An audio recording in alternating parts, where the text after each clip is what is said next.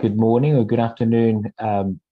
Welcome to the mini grids for electrification of off-grid communities in Pakistan webinar. So we won't start quite yet. I'm just just welcoming those of you who are joining. We'll wait for a minute or so for those who are running a little bit late, and then what I'll do is I'll get started with a round of presentations from the members, from the panelists today, from the presenters. So one thing you could do now that you have joined us is use the chat function to tell us who you are and where you're joining from. So well, I can see that someone has already introduced themselves. So yeah, welcome everybody, and yeah, use the chat function to introduce yourselves and tell us where you're joining from. So, today I'm joining from the Spanish city of Valencia, which is normally quite sunny, but not today. Today is the exception. It's quite a windy day. It looks like it might rain, but you can't have. We also need rain in this part of the world. And just a few more seconds, and then we'll get started.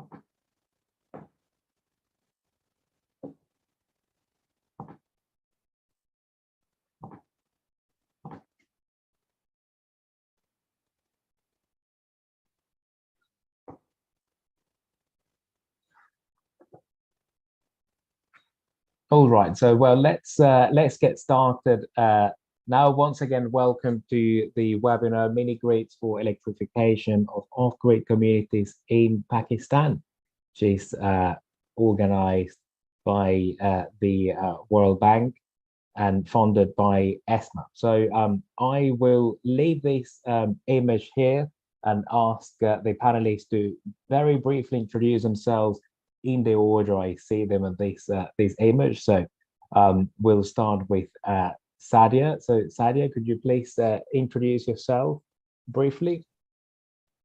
Hi everyone, I'm Sadia Qayyum and I'm an energy specialist based here in Islamabad, and I'm the TTL for the Energy Access Team. Thank you very much, Sadia. Tatia, could you please briefly introduce yourself? Yes, thank you, Carlos. Hi, everyone. My name is Tatiana Manjava. I'm an energy specialist with the World Bank's ESMAP department, where I co-lead the Global Facility on Mini Grids. Thank you very much, Tatia, and welcome, Ashish. Hi, good afternoon, everyone. My name is Ashish Shrestha. I also work at ESMAP, where I lead a program on integrated electrification planning, and I'm also. Thank you very much, Ashish. Raya, could you please introduce yourself?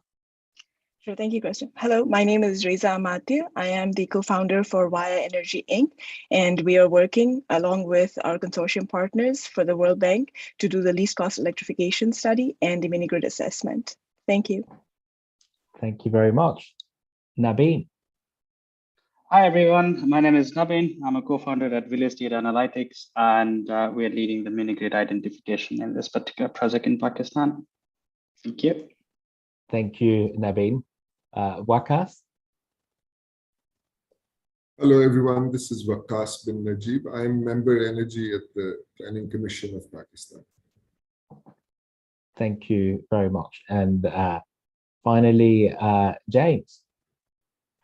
Thanks, Carlos. Hi, everyone. James Knuckles, also with ESMAP. I work with the mini grids team and also a program we have at ESMAP on electrifying public institutions with solar and battery systems. It's a real pleasure for all of us to be here. Thank you. Thank you very much, James. And well, I'll stop sharing my screen now, and we will start with the first presentation, which will be by Waqas. So Waqas, whenever you're ready, please start sharing your screen. Share my screen and then we can start.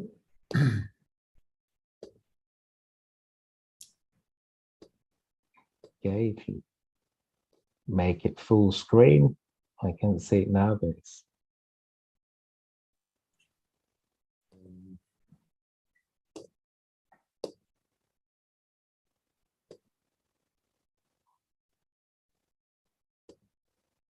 exactly there. I think there we go. Perfect. I can see it. Okay, over to you. Thank you very much, everyone. So as I introduced myself, I'm member energy at the Planning Commission of Pakistan. Planning Commission is just a coordinating body for national planning. So this is one of the concepts that we've been working on for the past year. And I was asked to present the concept and give a quick situationer of Pakistan so that the rest of the panelists can then just build upon this base information and tell us the way forward. So I'll just take a few minutes. Before I start, I'll just give you a quick overview so that you can contextualize the way Pakistan is. So if you can notice, the southwest of Pakistan has very little population density. So we are divided in different administrative regions. The west-southwest has very little population density.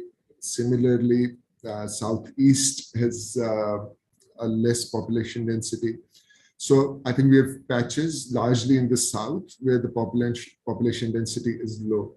So nobody will be surprised to also hear that the access to electricity in all these areas is also very poor. So these are very large areas with limited access. Just to further contextualize that, generally Pakistan has good solar irradiation in the country. So the solar potential for photovoltaic production is generally good. Luckily, it's also in the areas even better where there is less access to electricity. So there's some sort of alignment there. 5 years ago, we had a national census. Nearly 4 million households in the country did not have access to electricity. And most of these households, in terms of percentage, are in southwest and south. In terms of numbers, since population density is very high, there are still rural areas in north of Pakistan and central Pakistan which do not have access to electricity. So, but we are talking about nearly 4 million households who do not have access to electricity. 4 million households in Pakistan generally translate into nearly 25 million people. So we are talking about lives of a large number of people. The way we are approaching this is that by 2030, we want to have universal access to electricity, which means that we will have to take different routes in order to get to these 4 million households. It's a program that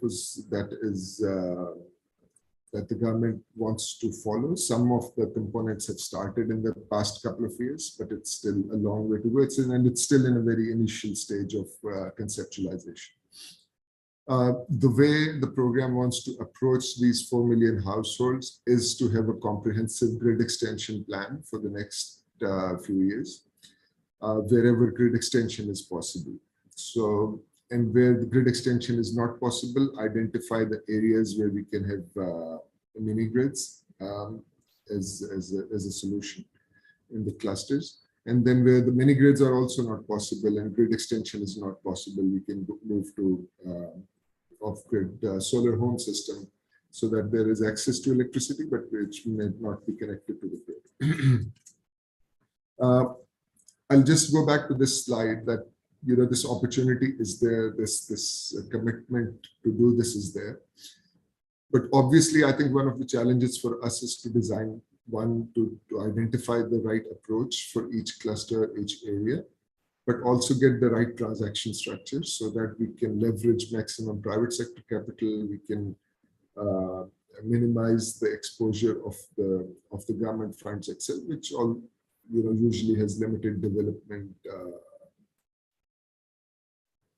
funds available. So the way we want to do is to maximize the private sector participation. So that's the key to the program. It's in the next 2 years, it's mostly the design work that we are trying to do. Of course, the first is identifying the right location, doing the feasibilities of what's most feasible in which area.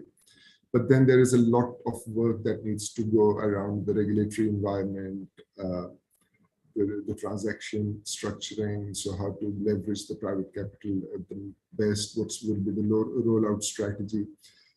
We do want to do some regional projects. So we have divided different areas in different regions. We have started survey and feasibility of 1 or 2 areas, along with which we will have a transaction structure design. But in the next years, we should be ready to roll these programs out. So this is just a general overview of what the concept, vision, and steps that we see in the next couple of years to get to universal electrification by 2030. It's a very high-level view of where we are trying to go. Thank you very much for the time, and I look forward to the experience and recommendations of the panelists. Thank you. Thank you very much, Vakas, for your presentation. I would like to leave the floor now for Sadia.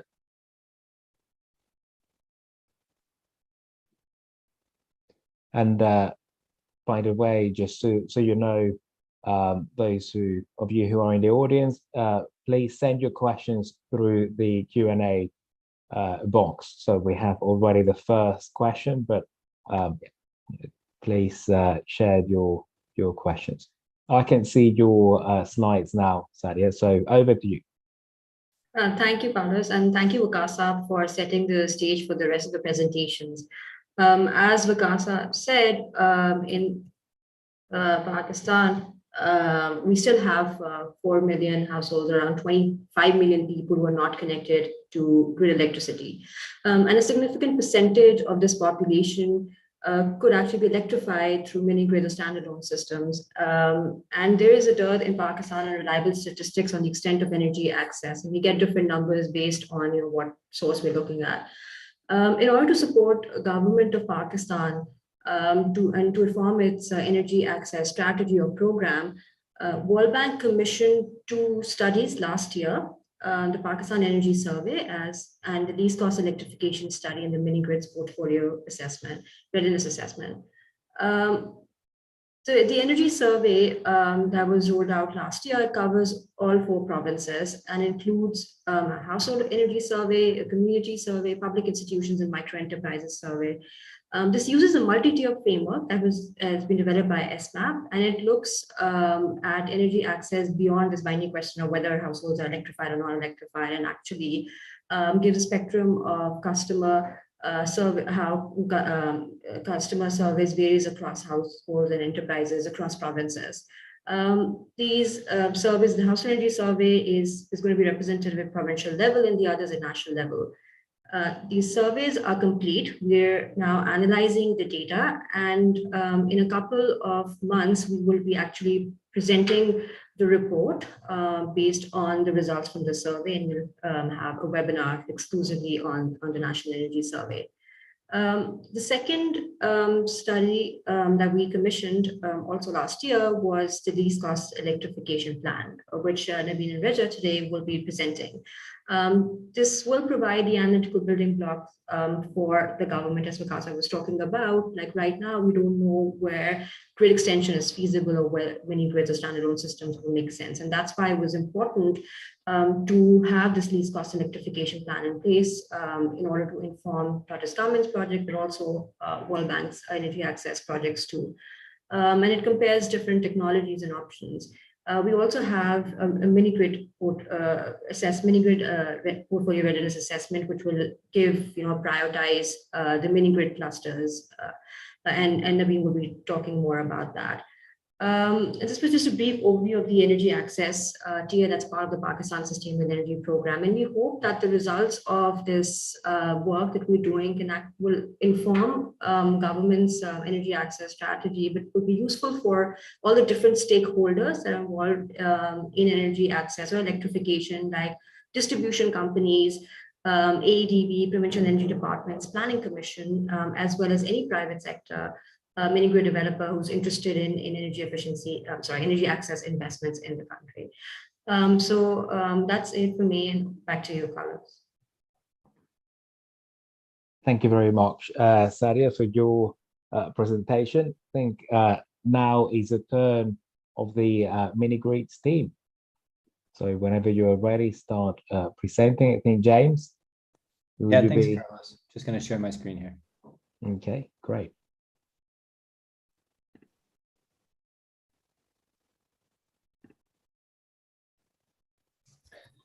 Just checking you can see the slides. Yes, I can see them perfectly. So please go ahead. Great. So thanks, everyone. It's a real pleasure for Ashish and Tatya and myself to be here to talk about mini-grids with everyone today. We, along with our colleague Jon Exel, who can't join us today actually because he's on a field visit of a mini-grid in Kenya. We are the mini-grids team at SMAP. We form the Global Mini-Grid Facility within the Energy Sector Management Assistance Program. And today, what we'd like to do is just share some, maybe the global perspective on mini-grids, in particular, these 10 building blocks that we see as necessary for scaling up mini-grids in any country. And then we're going to do a bit of a deep dive in Nigeria and Ethiopia to showcase two of those flagship mini-grid projects in the World Bank's portfolio. So our presentation shouldn't go more than 30 minutes. And of course, at the end of all the presentations, there's a chance to ask questions. We'll be happy to answer any questions you might have at the end of the whole, of all the presentations, I think. So looking at mini-grids, it's actually, sorry? What? Okay, so looking at mini-grids, it's actually quite informative to take a historical perspective first. And if history can teach us anything, so just about every major OECD country, their power system started with isolated mini-grids that then interconnected to form the power system that they have today, the full interconnected power system. And what that means is that mini-grids can go into these off-grid, oftentimes rural areas first, and not only set up the infrastructure for the power system to come later, but also to create and generate demand for high-quality electricity services. To do that, though, and we've seen this, throughout history, and it's true today, and it will be true going forward. Rural electrification, particularly for mini-grids, has always required subsidies of one way or another, either subsidized capital or concessionary loans. There's always a subsidy involved with rural electrification, particularly for mini-grids, and that's been the case since the 1900s, and it will be the case through 2030. And the other important thing that history can teach us about mini-grid programs is they only work if they go hand in hand with a productive uses program that goes right alongside the mini-grid rollout. So this is, you're not just selling electricity, but you're also engaging the customers with a way to use that electricity, particularly during the day, but also for productive and income generating activities. When we look at mini-grids today, so over the past few years, SMAP has been collecting data from a variety of different sources to put together a database of mini-grid projects around the world. We're pretty sure it's the largest database that's available, or at least that's been put together. And it consists of 47,000 mini-grids that are installed or planned in 138 countries around the world. So that's about 21,500 mini grids currently installed, and a further 25,000 mini grids that are currently planned. The mini grids today serve around 10 million people. There's another 8 million people scheduled to be served by mini grids that are currently being planned. Basically, the point here is, mini grids are no longer a niche technology. They're, pretty mainstream. There's 47,000 mini grids that are either operational or, installed or planned, meaning they've got money allocated for them. So I think that's a key point to take away. The other important and interesting finding that we've come across when we look at this, at these mini grids in our database is the shift to solar is really clear, and it's also accelerating. So the bar chart on the top right of your screen shows the technology type of mini grids installed on the left column and planned on the right column.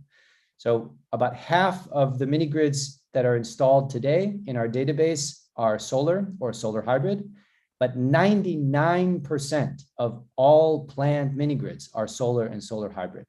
It represents a tremendous shift in mini grid technology, and pretty much the industry is coalescing around this solar and solar hybrid technology for mini grids today. The other thing to mention is just, I guess, some typical characteristics. So the typical mini grid that we see in our database is between 50 and 150 kilowatts of installed capacity, serving between 250 or 750 connections. And different than how mini grids were built in the past, mini grids today are typically built as part of a portfolio, a developer's portfolio of projects. So rather than doing one at a time, developers are doing, tens, maybe dozens of mini grids at the same time.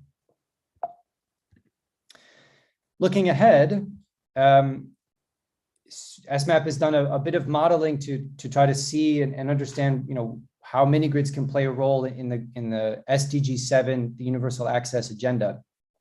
And under the right conditions, so this means, favorable regulations and policies. It means a private sector approach where that's appropriate, but also working with utilities where that's appropriate. So where the enabling conditions, if we can get those in place, mini grids have the potential to serve 490 million people, or as we like to say, about 500 million people by 2030. 430 million of those people will receive the electricity for the first time by mini grids, and a further 60 million people will be served by mini grids for resilience. So this is oftentimes a utility will break up its existing infrastructure to create interconnected mini grids to improve resilience in the face of climate disasters. These are also mini grids built around critical facilities like hospitals or military bases. And in order to get there, that's a huge jump from where we are, where we're on pace to reach. So if we continue to build mini grids at the current pace of development, we'll get to around 80 million people by 2030. And we need to bump that up to about 490 million people, 430 million for first-time access by 2030. So the question is, how do we do that? How do we make this transformative leap in mini grid deployment? So when we at SMAP and at the Global Mini Grid Facility, when we look across the World Bank's portfolio of World Bank projects, which is about $1 billion today, and it spans, I think, around 40 countries. We've worked with our country teams and with our development partners and other stakeholders to try to see, what are the key pieces that need to be in place to have a mini grid program scale up, or at least, get off the ground successfully. And these are what we call the 10 building blocks. And they are, and it's worth reading through these because the rest of the presentation will go into them in more detail.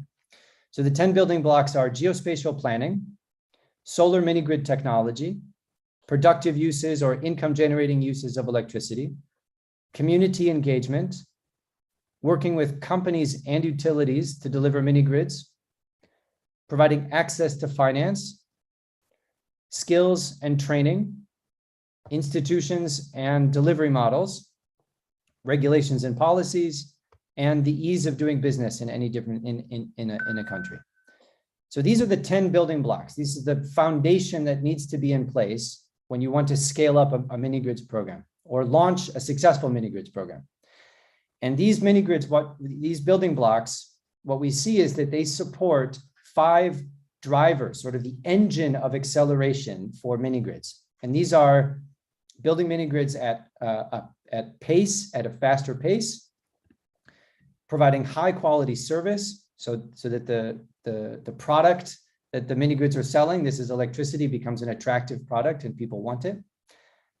Finance, so this is leveraging private and public capital. The framework that needs to be in place, so supportive institutions, regulations, and policies. And all of these will drive down the cost of mini grid electricity. And I think the key figure here is we're on pace. If we can get these building blocks in place, we're on pace to achieve 20 cents per kilowatt hour from a solar hybrid mini grid by 2030. So I'm going to take the rest of my time to go through these 10 building blocks in a bit more detail. I'll spend more time on some and less time on others, but we're happy to go into more detail in the Q&A if there's something that you'd like more information on.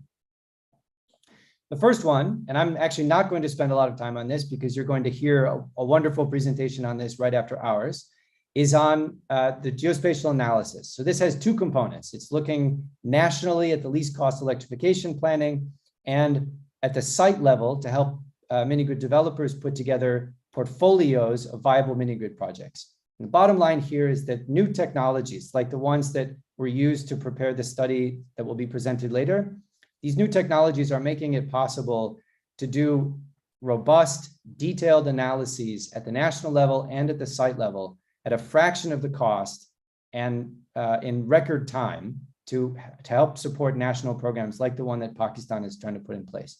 So I'm actually very excited to see the results of the study that will be presented later. That's the first building block.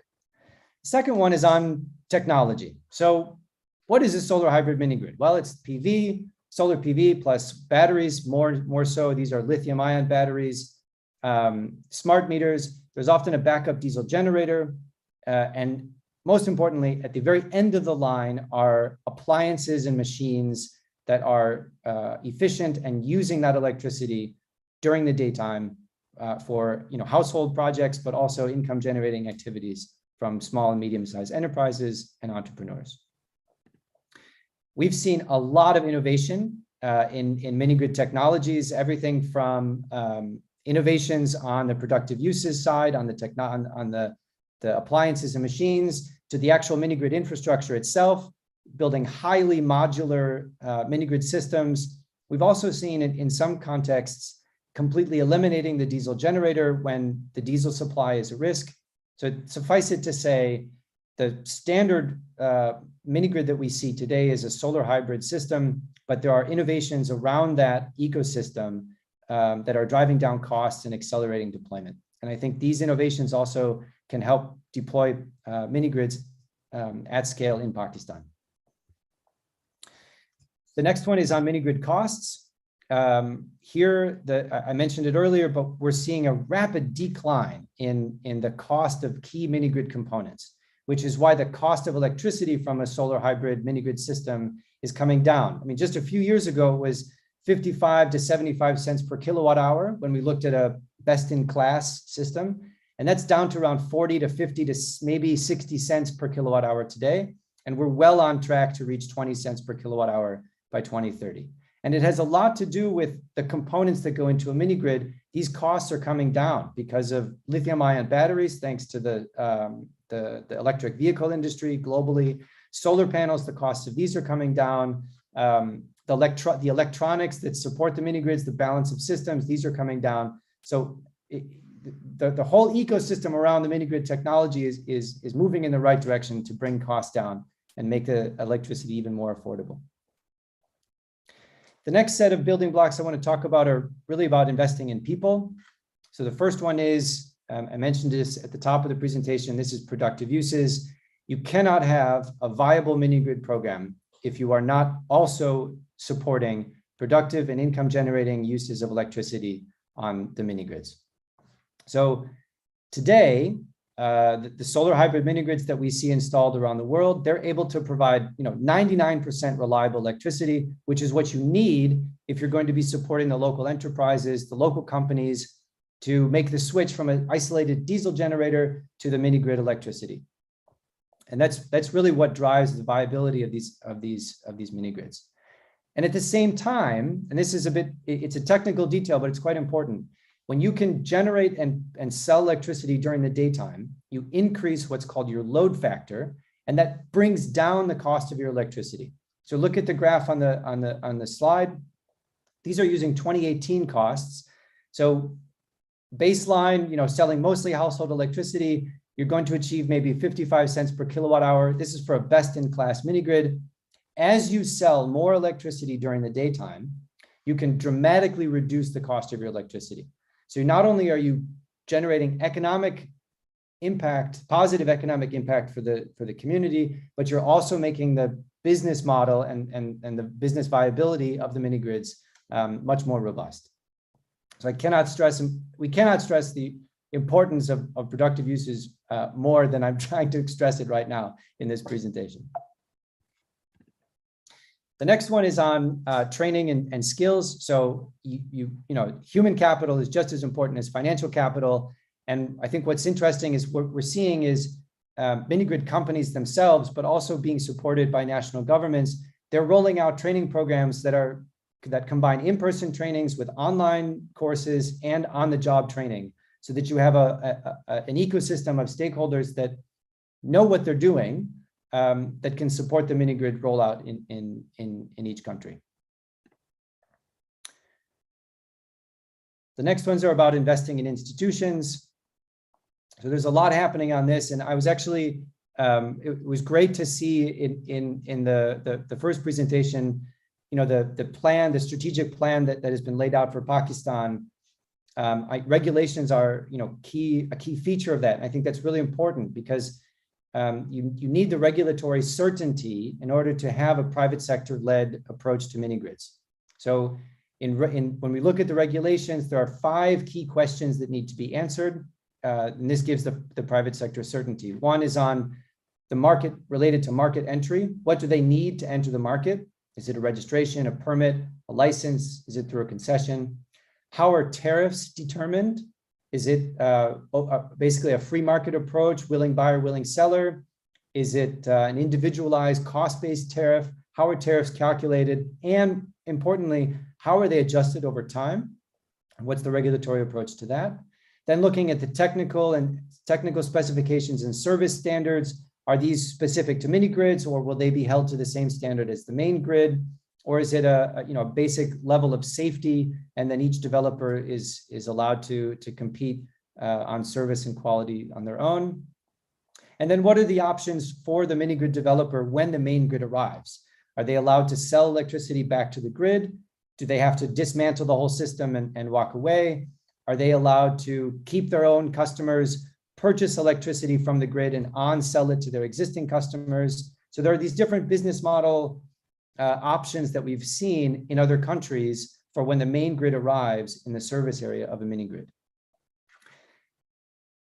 Just as important as regulations is the institutional setup. These are the government entities that basically have some kind of authority over the mini grid, its system, and the mini grid developer, also the development partners. What is the institutional setup around the mini grid program? And is it conducive to a private sector led approach like what Pakistan is trying to put in place? And does it match the type of delivery model that is being, that is under design? So if you have a public-private partnership, is it clear who the public sector entities are? Is it clear what the role for the private sector is? If it's a fully private sector approach, are the government institutions capable of supporting that private sector-led approach? So these two things go hand in hand: the institutional setup with the implementation and delivery model. And the last piece of this is on strategies to cut red tape. So this is, put yourself in the shoes of a company, of a mini grid developer, and just ask, what do I need to make it easier for me to set up and run my mini grid business, right? So some ideas that we've seen in other countries that have worked is setting up a technology platform like Odyssey we've seen in other countries, eliminating duplicative oversight between government agencies. Can we do some of these bureaucratic processes through an e-government approach? And are there ways to standardize the processes, the reviews, the contracts that the developer has to go through, so that if they're building 50 sites, it's just one standard document or something, one standard process that they can work through. And the last two, this is really about, I don't need to spend much time because, Pakistan, I think, is taking a leading role on trying to engage the private sector. But what we've seen in other countries is that when you can unlock the private sector, it really becomes a race to the top by these mini grid developer companies, trying to compete for people's, time and money and energy services. And what you see is an exponential growth in, the deployment of mini grids, and also the sales of affordable electricity that have a transformative impact on rural communities. And so, the private sector, if you can unlock it by putting in the enabling conditions, it can lead to, a significant scale up of electricity services in rural areas.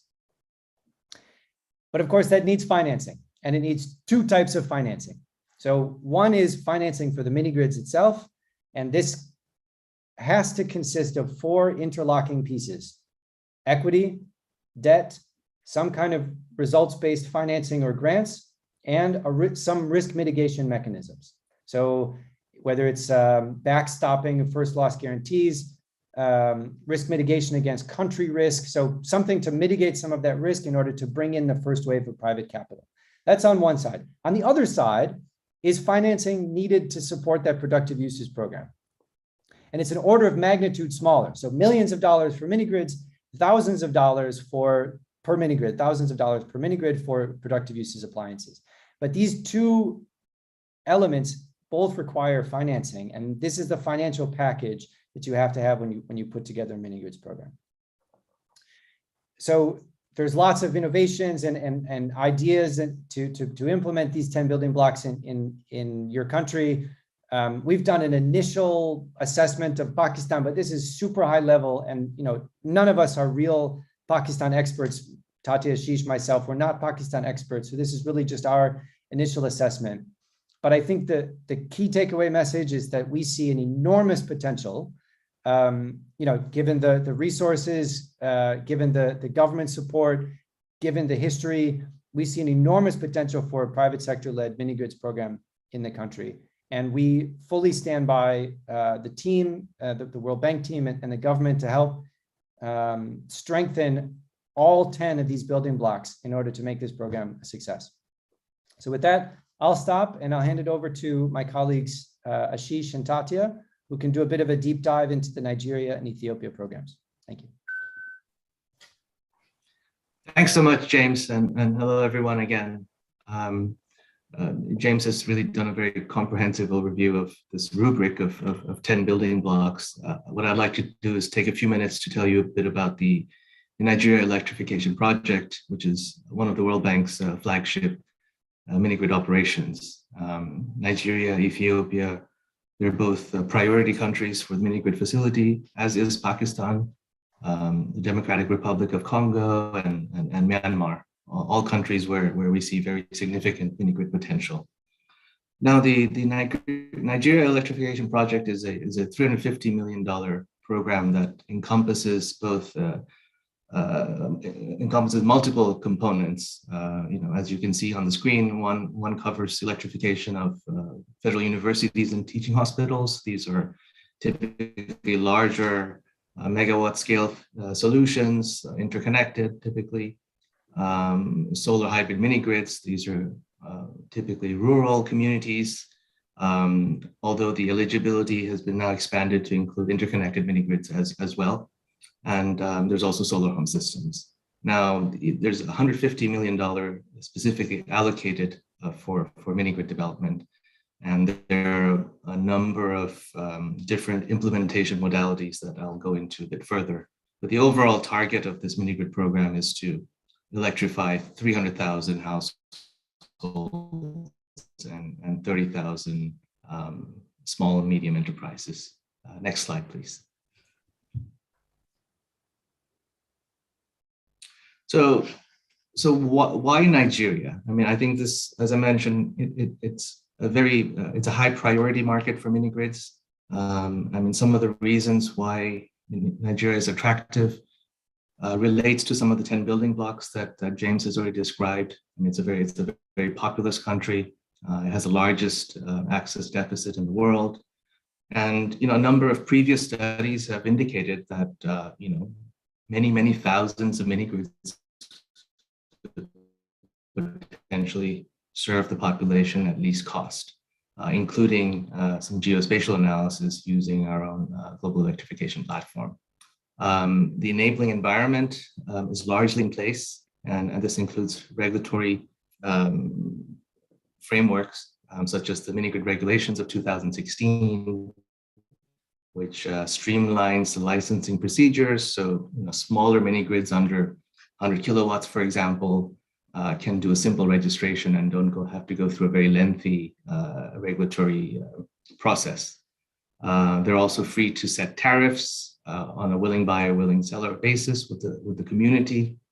The regulations are a bit more stringent for mini grids that are larger than 100 kilowatts. They have to get a permit, and there's a sort of a cost plus tariff setting methodology that has to be applied. But nevertheless, I mean, this provides some certainty for mini grid developers and for investors.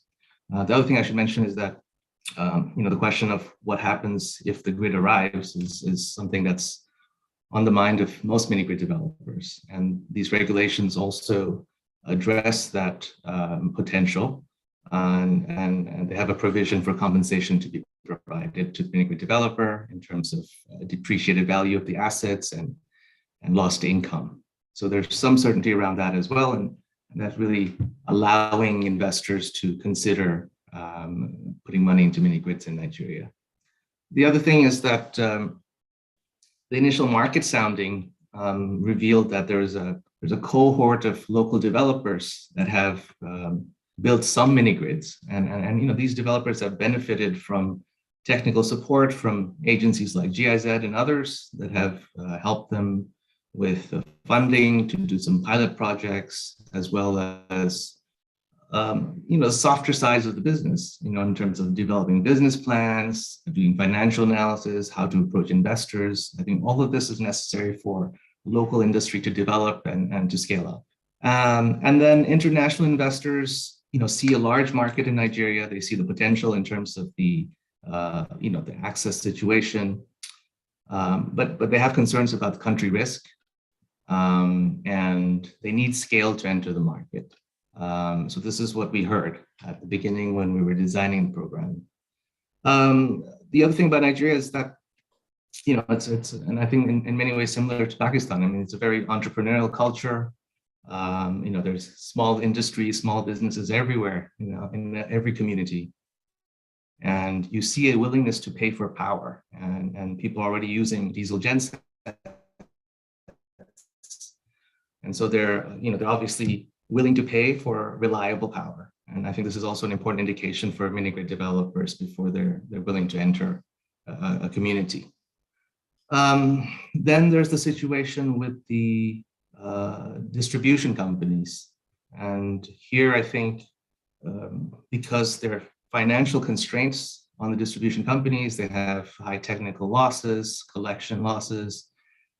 These rural customers are typically consuming small amounts of power. So there's modest incentive for them to really extend the grid and to reach many of these customers. And that also partly creates the space for mini grid development in the country.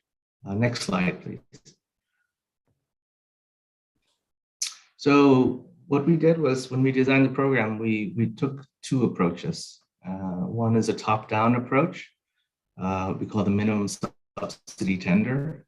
And here the government does most of the pre-investment work. And this includes the geospatial assessments, the site surveys, community engagement, and provides all of this information as market intelligence to potential bidders. And, and bidders are then asked to review this information. It's largely demand data, right? And it's not really, it's not defining the technical dimensions of the solution. It only provides minimum technical specifications, gives you the demand information, and then you ask the private sector to basically design a solution that's fit for purpose.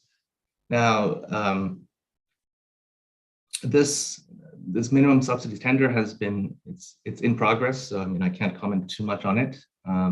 There's been an initial selection process. Some developers have been shortlisted, and it's going to go through an RFP process soon. Next slide, please. The other main approach is a bottom-up approach. And here, the government is asking developers to do all of that work that I just described earlier for the minimum subsidy tender. They go out, they find the communities, they engage with the communities, they develop their own proposals, and they submit it then to the government for funding. And the government has set up a performance-based or results-based facility to award funds on a per connection basis once the developer is able to build the mini grids. So this program involves two stages. One is a qualification process for companies, and this involves reviewing their technical, financial capacity, integrity due diligence, and so forth, and as well as capability to carry out environmental and social safeguards due diligence. Now, once the companies are then past this process and have been selected to enter the program, they're eligible to submit individual mini-grid project proposals. And these are site-specific applications that provide the information on the community, the demand, the technical design of the system, and so forth. And once this has been approved, then the developer enters into a grant agreement with the government. And as I mentioned earlier, once they build out the mini grid at specific milestones, they're eligible to receive that per connection grant or subsidy. And all of this is administered through a online platform. We're using what's called the Odyssey platform. Next slide, please. So just a quick overview of the status of the program that I just described. So we have 46 unique mini-grid developers that have passed this rigorous qualification process and are now participating in the program. There's 209 projects, mini-grid projects that have been approved for funding. And so far, 40 of them have already been commissioned, and the remainder are in various stages of construction. Next slide, please. Also, I think just a couple of things, lessons, if you will, that we've learned from this program.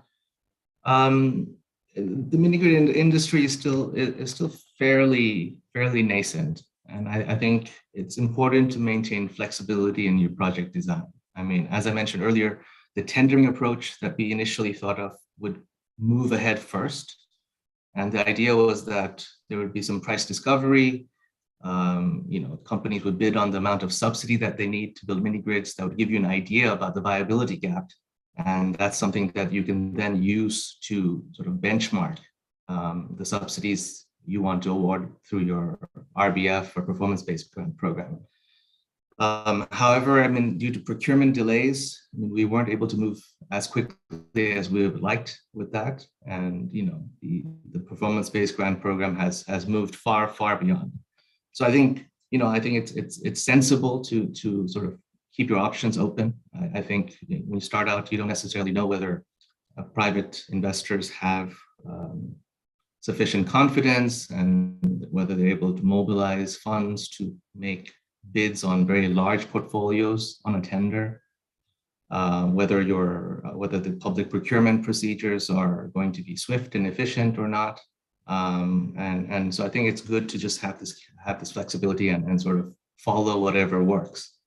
The second is initially the developers in Nigeria were selecting sites based on conversations with local government. I mean, they had some idea that there's a community there, that's not going to be electrified for quite some time. There's a large population, seems attractive, and they would go there, they would engage with them.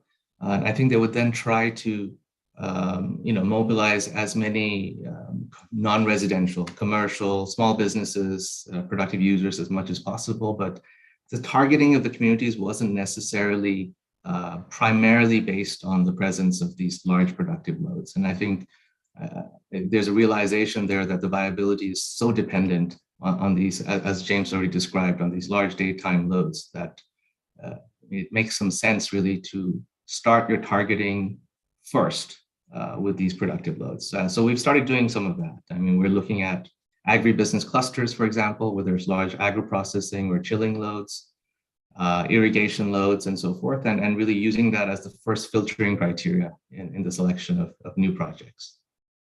Then in terms of finance, I mean, this is very much a private sector-led program. And the grants are provided on the basis of results, which means that the private sector really has to mobilize, pretty much 100% up front. And even with the public sector support, I mean, they have difficulty mobilizing the debt and equity that they need to complete the projects. And this is partly because financial institutions are still not entirely comfortable or familiar enough with mini-grids and mini-grid economics, and are reluctant to lend. So I think there's a need to support any mini-grid program with, let's say, for example, potential guarantee facilities for lending for local commercial financial institutions. You could tap into SME funds, renewable energy funds, climate change funds, et cetera, et cetera. So I think, both in terms of productive use and in terms of access to finance, I mean, often we think that, you build it, they will come, or if you have the design, if you have a good project, you will get the funding for it. I think that's just not the case. And there's really need to be more proactive in terms of on both fronts, I would say. So let me stop there and hand it over to my colleague Tatia, who will tell you a little bit more about our flagship program in Ethiopia. Over to you, Tatia. Thank you, Ashish. As you all heard from my colleagues, James and Ashish, our program really tries to target these flagship programs in our priority countries, which are mostly the highest access deficit countries across the globe. And obviously, many of them tend to be in sub-Saharan Africa. Pakistan is another very significant priority country for our program. So the Ethiopia program that I'll describe briefly is currently the largest access program that we have in the World Bank's portfolio. It's a $500 million program. It's a little bit younger than the Nigeria program. It was only approved about a year ago, almost exactly a year ago, in March 2021. And it's a very comprehensive access program that incorporates grid extension, mini grids, and off-grid standalone solar solutions to really address the very significant access challenge that Ethiopia has, and also the extremely ambitious goal that Ethiopia has of reaching 100% of its electrification goal by 2030. So this specific project is called Access to Distributed Electricity and Lighting in Ethiopia, or ADELE, and it has an extremely significant and we believe a very high potential mini grid component. It's a $270 million component that really builds on sort of the priorities and the realities of the Ethiopian market.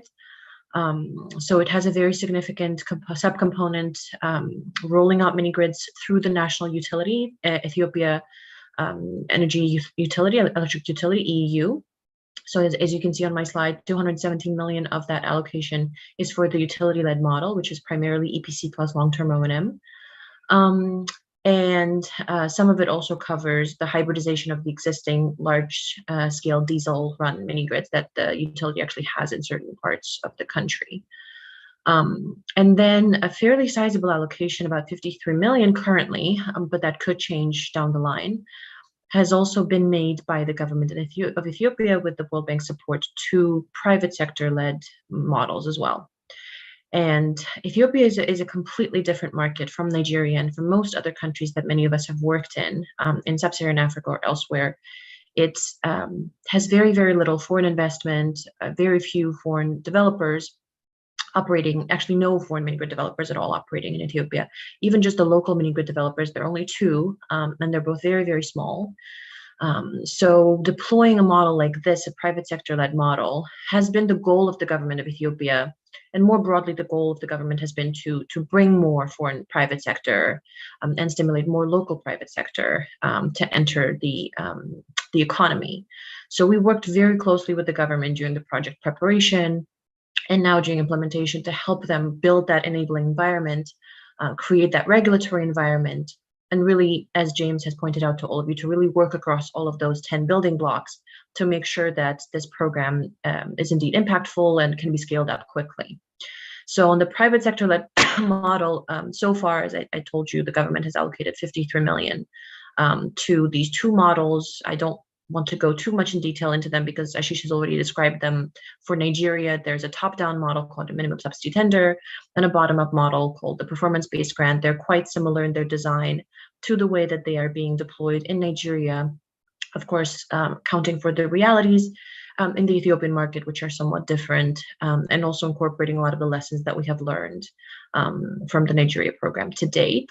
Ashish and myself are also working on both the Nigeria and the Ethiopia programs together, so we're also able, thankfully, to incorporate a lot of these lessons directly and sort of cross-pollinate across these different programs.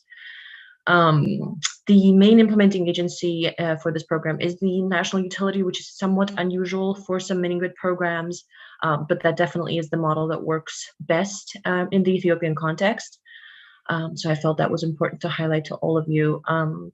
And yeah, you see that I added a little box here, really highlighting that a very targeted mini-grid directive, a very streamlined mini-grid directive that we're all quite happy with, was passed by the Ethiopian regulator about a year and a half ago at this point, following very significant consultations with the World Bank and other partners and with the private sector. And we really feel that this directive sets the stage for the local and international developers to understand and feel secure and confident in terms of what are the key parameters for the mini-grids in the country. What is the tariff space? What is the licensing environment? What are the minimum technical specifications? What happens if and when the utility arrives, and things like that. Those are all spelled out very clearly in that directive. I encourage all of you to have a look at it as well. If you're curious, it is available online. Next slide, please. So this is really an important slide for all of us, I think, to highlight. I know that James and Ashish have made a really big point about this already, but I think we cannot stress this enough as a facility that demand stimulation and focus on productive use are the cornerstone of any mini-grid program that we support. And we really try to focus on it from the get-go. In the Adele program, this is actually really incorporated across all of the components, the grid-based component, the mini-grid, and the standalone solar component. There's a prioritization of comprehensive targeting of communities based on productive potential. And for the mini-grid component, that incorporated a very significant incorporation of a mapping of agricultural potential, horticulture, dairy potential, and other sort of productive use potentials across Ethiopia, considering sort of the specificities of the Ethiopian context. Into the prioritized long list of mini-grids that is being prepared with support from the World Bank by the government of Ethiopia. There were many layers of data that were processed and analyzed. My colleague Ashish is the one leading this effort, so I'm sure he'd be happy to provide more context and clarifications as needed. And in addition to this geospatial work and mapping work, there's a very significant amount of technical assistance and analytics that we have prepared, and we're working with the government to help them prepare over the past few years for this project. A very comprehensive mapping of productive use appliances, AC, and currently also DC-based appliances that we're targeting in terms of the supply chains, which are very, very constrained in Ethiopia. access to financing for the local distributors, for the manufacturers, for the consumers, sales, things like that. So we're really trying to understand how to unlock those different bottlenecks. There's been, currently we're conducting a survey to better understand what type of an RBF scheme could be deployed in the country for both AC and DC powered appliances. We're working very closely with our donor partners. There's a very significant amount of interest in Ethiopia by many donor partners, including the Rockefeller Foundation, GIZ, many other significant players in the space that are really keen on targeting appliance financing and demand stimulation in the country. So we're really making sure that we're working with them closely and building on each other's efforts on this really critical work. And of course, we work very closely with the implementing agencies, and that's the utility, the ministry, the regulator, to incorporate productive uses throughout the entire project design and implementation. So I'm conscious of the time, so I'll stop here. And we're really all look forward to the Q&A session. Thank you, everyone. Thank you very much, Tatia, for the finishing this presentation. Very insightful. Let's see already quite a few questions coming through the Q&A. So if you have time to answer them in writing, will your colleagues present, that would help. Otherwise, we'll obviously bring some of them up after the all presentations have been delivered. I think now it's the turn of Raya and Naveen to present. Thank you, Carlos. Let me just share my screen.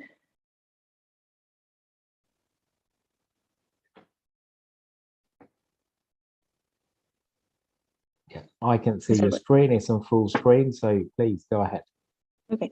Hello, everyone, and thank you very much for all the panelists before. I think it sets the stage up nicely for the work that we are doing currently with the World Bank in Pakistan, which is the least cost electrification study and the mini-grid portfolio readiness assessment.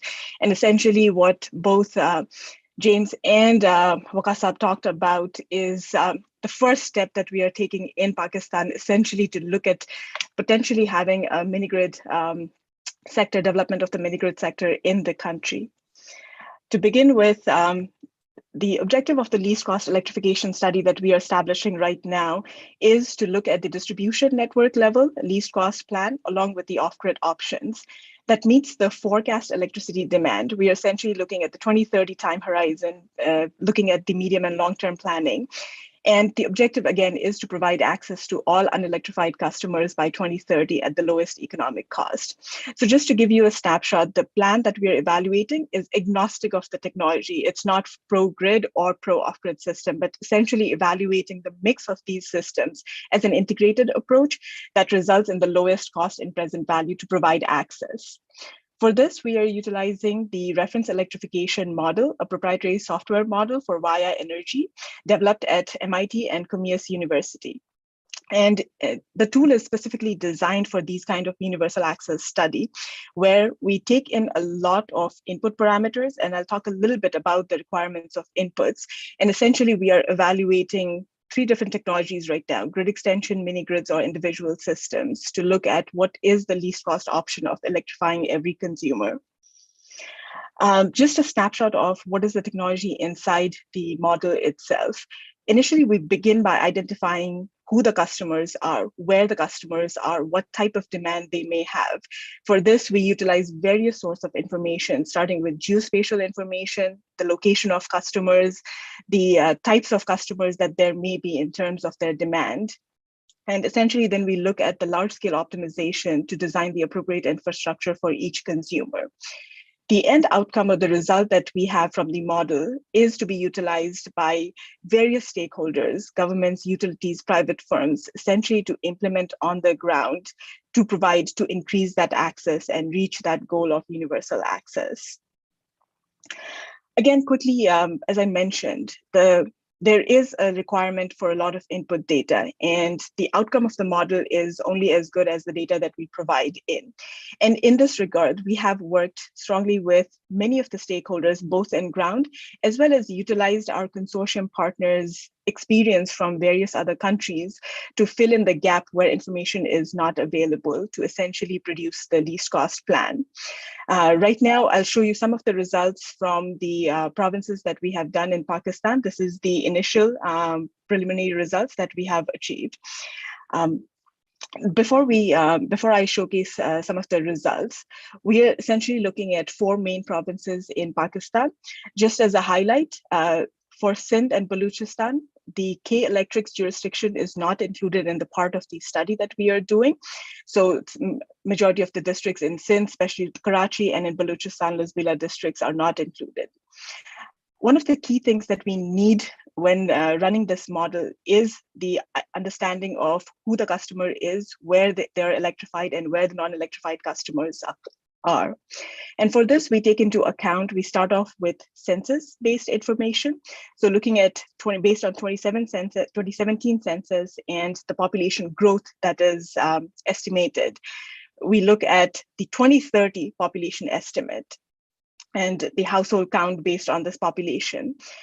And then looking at where the current electrified population is. For 2020, this number is essentially based on the data that we receive from utility in terms of their connection numbers, the grid network data itself, and in some cases, based on the nightlight data as well. And as I said, we're looking at the 2030 time horizon projections for the future in the next 8+ years. And what we see in Pakistan, what we have projected is, as actually Wakasab mentioned at the very beginning, is nearly 20 million, so 19+ million customers will need to be added in order to achieve universal access by that time frame. And because it's a geospatial analysis, we have looked at positions based on population density and high resolution settlement layer maps, where the potential population is and where these unelectrified customers are. Among these 19 million potential customers that need to be connected and provided access, about 10 million of them are in close proximity of what we know of the current infrastructure. So the current medium tension lines, within 500 meters of that line, there will be about 10 million customers. These customers, essentially, we take them as grid densification customers. For them, extending that last mile connection would be the cheapest solution. And then it is for the rest 9 million customers who are further away from the current infrastructure. This is where we are doing the analysis to find the least cost solution. To give you a summary result, the type of information that we get out from the model, for example, in Sindh, about 2.8 million unelectrified customers estimated by 2030. Among them, 75%, the least cost option of electrifying them is through grid extension, and then 22% mini grids and 3% off-grid systems. We do get a whole host of other information, such as the cost of energy, the CapEx requirement, CapEx per customer, operation cost as well. And I'll show you some of the details. As this is a geospatial analysis, we are also able to locate and show the position of where these extensions, where these off-grid systems could be. And this is what we have developed a visualization tool, essentially to help the stakeholders analyze and utilize the results in a more meaningful way. Just as a quick summary through, in Baluchistan, again, 1.5 million unelectrified population. This is till 2030 time horizon. In Baluchistan, as it was mentioned at the very beginning, the sparse nature of the population divide does give a bigger room for off-grid systems, 44% with mini-grid being the least cost solution, and 40% with grid extension. Again, the outputs there are in regards to understanding the CapEx, the requirements of investment cost. We are looking at a high-level summary result, which can be utilized by stakeholders such as the ministries, the provincial energy department, to do the planning activities, what kind of budget requirements there may be. And again, similarly for Punjab, we're still running the case for KP. So this is something I'll be able to showcase and have it in the complete set of report in a month's time. And as we are doing the geospatial analysis, we are able to break it down into smaller administrative regions as well. So if not looking at on the provincial or the national scale, we can even go down to a smaller level, such as district level. For example, one district in case here, Awaran for Balochistan, identified total number of unelectrified customers. Again, looking at that 2030 time horizon, about 32,000 customers. Among them, only I think 3% here is potentially with grid extension being the least cost. And this is primarily looking at where the current grid infrastructure is and where the extension can happen from. 63% is mini grid systems and a fairly large percentage of individual home systems as well. Again, this is because of that sparse distributed population given the context and the regional information. So now I'll actually show quickly the tool that we are building, which is the web-based tool for identifying and understanding the results of these least cost electrification study that we have done till date. So we are building this kind of web-based tool, visualization tool to showcase the results. What we have here is for Pakistan. As I mentioned, of the 4 provinces, we have analyzed completely the 3 of them. About nearly 7 million customers have been identified. And on that aggregate level, what we see here is 60%, the least cost solution is through grid extension. 32% with mini grids, and about 8% roughly with grid individual systems. We're also able to see the information on the district level. So again, somebody who's looking at more of a regional specific areas. For example, this district in Sindh, Tharparkar. So we are able to give out information about the number of customers for whom mini grid is the cheapest solution. Similarly, grid extension as well as individual systems. In Tharparkar, we see 75% of the non-electrified customers.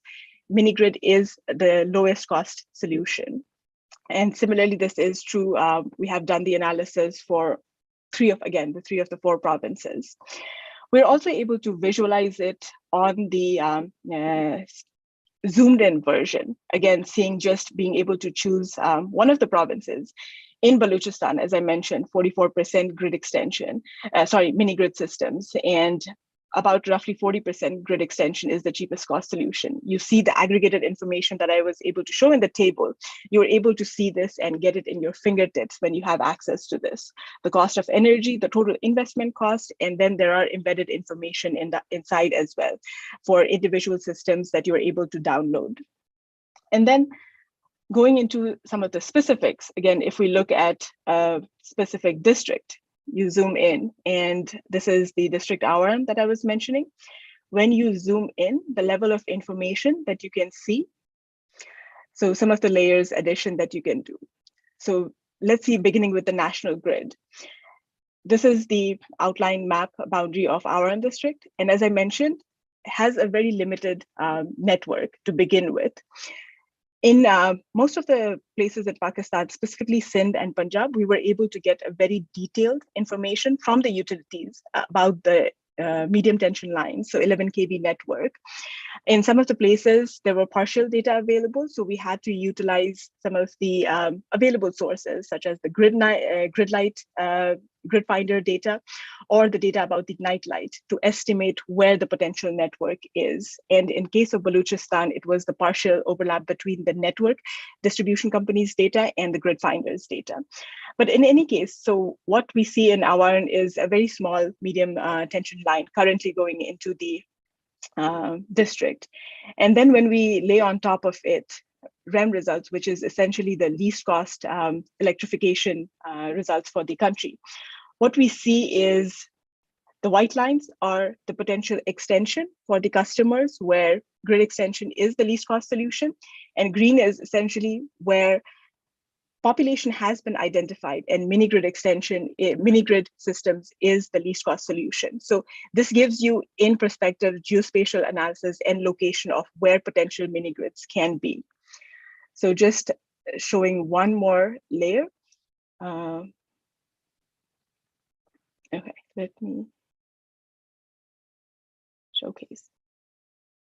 So when you zoom in, you're actually able to see on the satellite images, the maps and the areas where network can be extended.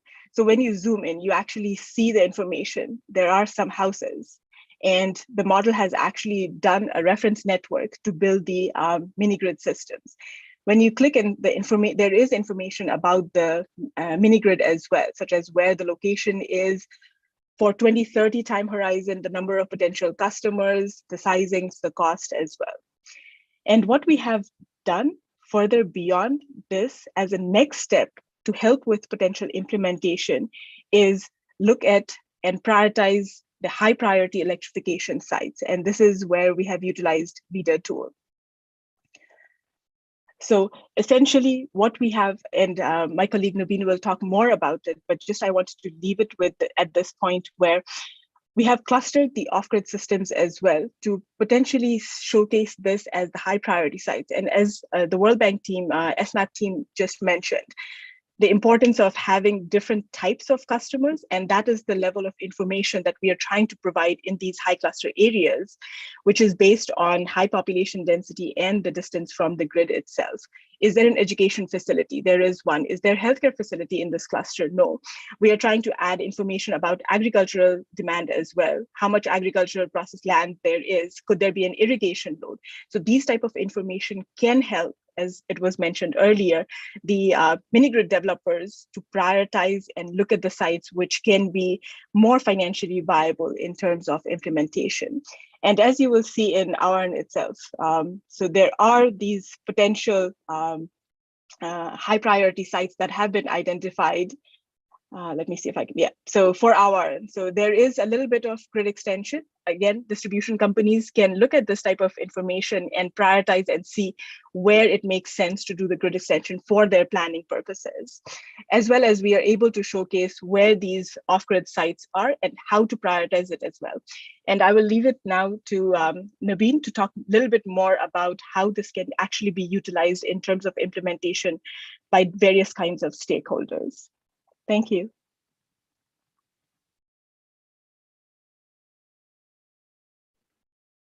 Thank you, Reza. Hi, everybody. This is Navin. I hope you can hear me loud and clear. And at the same time, let me just quickly share my screen. I hope you can see as well. Cool. So now I will actually talk about the, the mini grid assessments that we have done, which is essentially sort of extending what Reza had explained. So again, we are looking at the National Electrification Plan. We obviously use the Village Data Analytics tool to actually identify potential high priority mini grid sites across the country. One thing to note is that when we actually analyze the mini grids, we're really looking at, we're really considering today's scenarios. We're not necessarily looking at 2030 scenario. We're just saying, where are really large and high potential sites that are far away from the grid that we can immediately go and deploy mini grids. They can potentially be interconnected by the grids in the future when the grids are close by. That can happen, but the whole idea here is that where can we deploy electricity system in today's condition? It's obviously collaborative effort. So all the information that Reza had explained in terms of the grid data and understanding where access is completely ingested by VIDA. And on top of that, we also have our colleagues at TTA, Chama Techno Ambiental, who have actually also supported us with more granular information about demand assessment about these sites. Let me just briefly talk about the methodology. Obviously, I'll spend most of the time actually showing you the software itself and how the mini grid site looks like, and then go into the details of it. But the methodology that we use at VIDA is this, and it's actually the same methodology that we have used for similar assessment in various different parts of the world, especially with the SMAP team over here. Overall, we have already conducted the same analysis in more than 20 countries in 3 different continents, and the methodology is the same, which is the first work that we do is to identify these high priority off-grid sites. The idea is that we use both the national grid, which Reza mentioned, and also our own nightlight-based grid assessment algorithm to then identify where electricity is available. Beyond that, VIDA then runs a settlement detection algorithm to then find settlements that are far from the grid. In the case of Pakistan, we have looked at the settlements, or we have looked at identifying off-grid settlements that are more than 2.5 kilometers far from the grid. Then the second module comes into picture. On those villages, it starts extracting information like how big is it, how many people live there, there's school, health facility, access to road, does it have light in the night, potential commercial loads. All these information gets extracted on the second module. Agriculture and other information as well. The third part then is actually using that information about all the sites. We then run analysis to identify viability characteristics. Based on the population, we can say how much demand might be required, based on how much would be the cost, and we can do a preliminary grid layout as well. Over here again, the experience of TTA comes into picture. They have modeled lots of mini grid sites across the world, and they actually then use our information to give us a high level model of how what is the viability characteristics. And the last part, obviously, which is an extremely important thing, which is actually all the colleagues from SMAP and the World Bank mentioned, is to be able to visualize it in a software and provide that as an input for all the stakeholders in the country, the government, the private sector, whoever wants to come and electrify these communities should have access to this data very, very easily.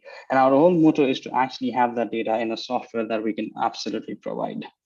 I will obviously go through each of these blocks and actually show you the sites as well. Just a quick overview. Again, this is like a preliminary run that we have done in the country. The data is getting refined, and if you have any feedback, please feel free to add that on the comment, and that so that we can integrate it and come up with a finalized data at the end. But again, considering settlements that are 2.5 kilometers far from where the current grid or any nightlight is, we are talking about 1,100 high priority mini grid sites in the 4 provinces, about 175 in Sindh, 187 in Balochistan, quite a good number in Punjab. It's also the community, it's also the province that also has a high amount of population, KP as well, obviously quite high. And from each of these settlements, as I said, we have extracted information. I'll show you exactly that on the map on the right hand side, essentially. And then, we also have, try to identify viability characteristics. Also, before going into the showing the software, one thing I would like to mention is that we have really done more of a bottom-up approach of really identifying where the demand for the electricity is. We haven't really necessarily gone into really identifying how to supply for that demand, but it's really about where are communities that are today far from the grid and can benefit from an immediate and a deployment of mini grids. Let's have a look at them. So this is essentially the software. This actually seamlessly talks to the software that Reza showed before. It's again done by us. So both of these softwares seamlessly talk with each other, and there are information flowing, and I'll obviously show you that. So these are, and I'm showing you the result of the 2 states in Balochistan right now.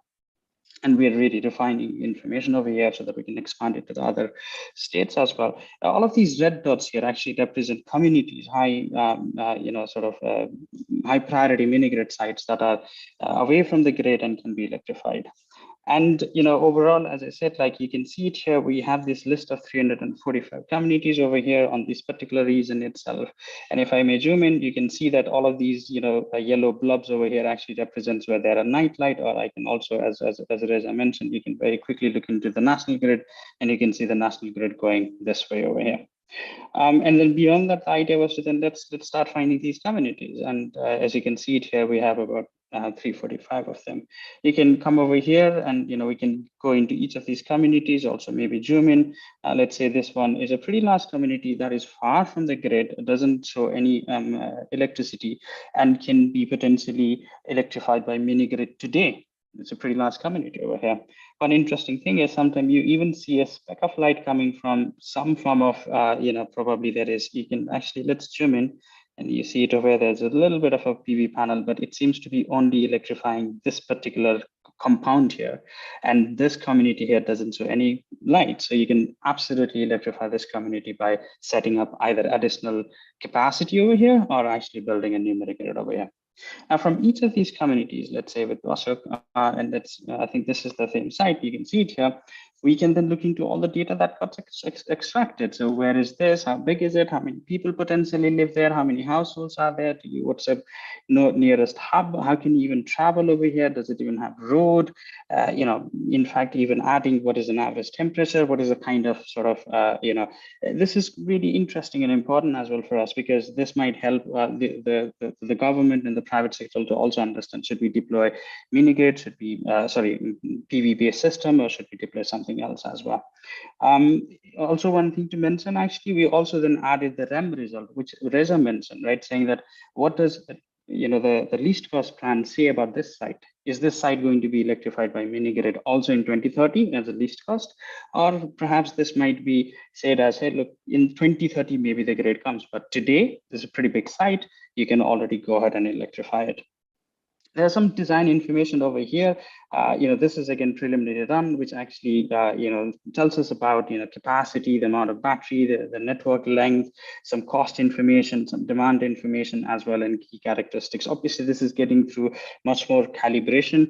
Again, if you have more information about the typical cost of PV panels and cost of taking component logistics, your own practical knowledge, please feel free to add that in the comment. The more data we get from practical implementation in Pakistan, the better these models would come in. But the idea is actually, again, anybody who has access to this software can really understand these sites and say, hey, look, this is a pretty big site. It's far from the grid. It's about 35 kilometers far from the grid. A lot of buildings over here. Let's go ahead and build it. And then we provide this information to private sector, to governments, to donors, to everybody, so that there is a concentrated and combined effort to actually electrifying this community. Just the last piece is that on the software itself is that you have a lot of filters. You can really play around with saying, hey, look, I'm only interested in the one that is medium size ones perhaps, and I want to go into, I think there's a soda iron. So let's just briefly go into that one as well. It's a pretty interesting state, and you go in and then you have all of these information over here. Another interesting thing for mini-grid developers is you might even say, hey, look, there is a cluster of sites over here. Maybe we can electrify them together. They're pretty close by. They're all close by over here, or lots of settlement, and perhaps we can just do an interconnected mini-grid as well. Absolutely. Right? We have all this information that we can make it available to the private sector, and they could start immediate deployment of these sites. Transparently giving this data for those that are interested in electrifying these sites. So that is my presentation. Just going back into if I have missed anything, but that's about it. That is what we have been doing in Pakistan. Thank you very much for the time. Thank you very much, Nabeen and Raya, for your presentation. I think well, if you want to, we can go through some of the questions that have been asked. We have the audience has been really active, so we've had over 40 questions. I know that you have been answering some of them in writing. I think there is a question that was sent through the chat function, which is shouldn't be allowed, but I think it could be an interesting question to a few mini grid suppliers in Pakistan. And someone asked what's the criteria for actually evaluating proposals? Are we at this stage yet where you're actually setting criteria for evaluating proposals for different mini grid suppliers?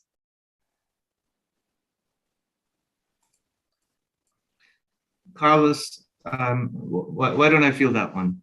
So I think, first of all, I mean, there are many ways you can evaluate proposals, right? So I don't think there is a single answer to that question. But from what I recall, the question was asking about whether you would use LCOE, for example. I mean, of course, that is one option. But I can maybe elaborate a little bit more on how we are doing it for the Nigeria program.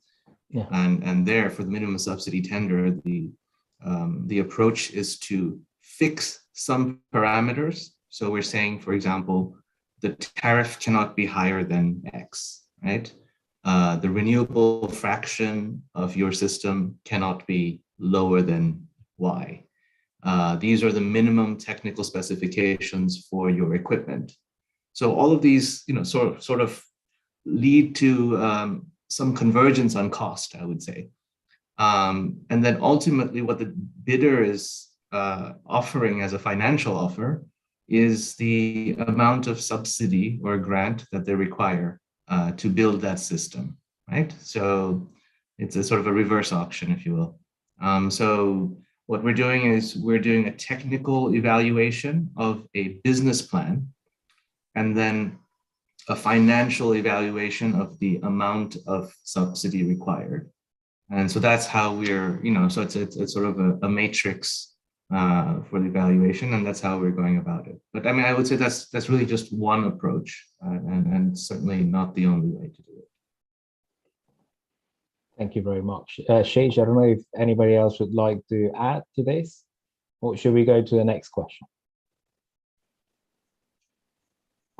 Okay, so we'll go to the next question. So there is a question here as well on the on biomass. So someone is Saad Latif asked, biomass powered mini grids don't seem to feature here. I would be curious to hear thoughts on estimate team on biomass mini grids. So over to you. Thoughts on biomass mini grids, please. Yeah, thanks. So this is actually a fairly common technology that we see a lot in India.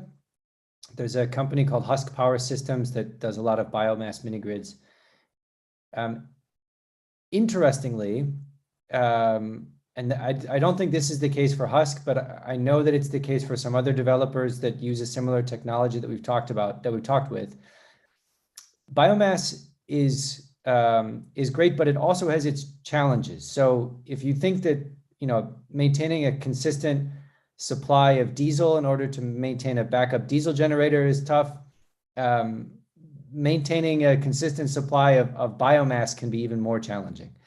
And what we're actually seeing with some of the largest portfolios of mini grids that are being planned today by Husk Power, by Tata Power Renewable Microgrids, which is a big Indian company, Power Gen in Africa, we're seeing companies that traditionally may have used biomass in some of their earlier systems, but are now transitioning to a solar plus battery plus backup diesel generator system, simply because it's the least cost, it's the easiest off the shelf when you're trying to set up a system in a new country or in a new market.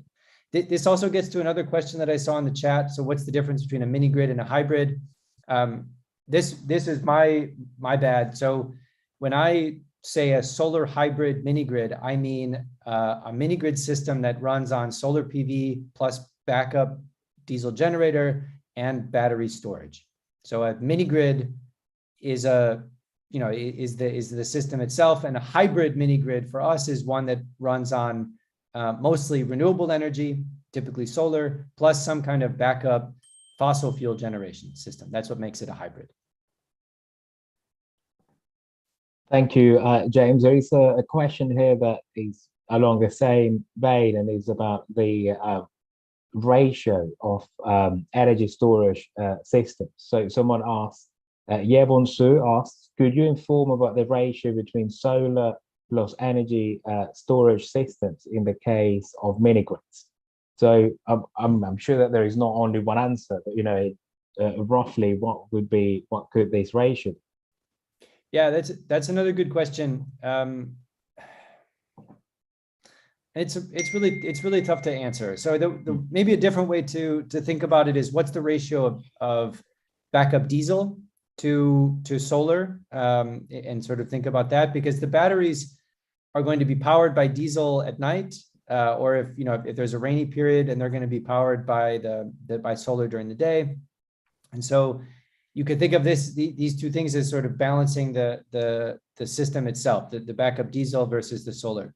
We have seen 100% renewable systems, so there's no backup diesel generation, but this requires a massive battery system if you're going to provide 24/7 power, which nowadays is what pretty much every community demands. I mean, they want 24/7 power. And that makes the system very expensive. So just by having a small backup diesel generator to produce maybe 5% of the annual energy output, you dramatically reduce the amount of batteries that you have to install. Because for those rare occasions when there's, a football match that everybody's watching in the village at night, it's the championship and everybody's got their televisions on and the fans running, that's when the diesel generator needs to kick in. It's not every night, 365 days of the year. So it's a tough question to answer, and there really isn't a good ratio. So I'm not going to give you a specific ratio, but I can say that adding a backup diesel generator will dramatically reduce the amount of batteries that you need to install, with the caveat that if the diesel supply chain is at risk, which we've seen in many complicated locations and contexts where we work, then it might actually make sense to go full solar plus battery, because you eliminate that risk. Over. Right. Yeah, it's very it's interesting, but I've heard that in other contexts as well, that having just a completely renewable system could mean that it would have to be really oversized. So just a small fossil fuel backup generator could be the answer sometimes.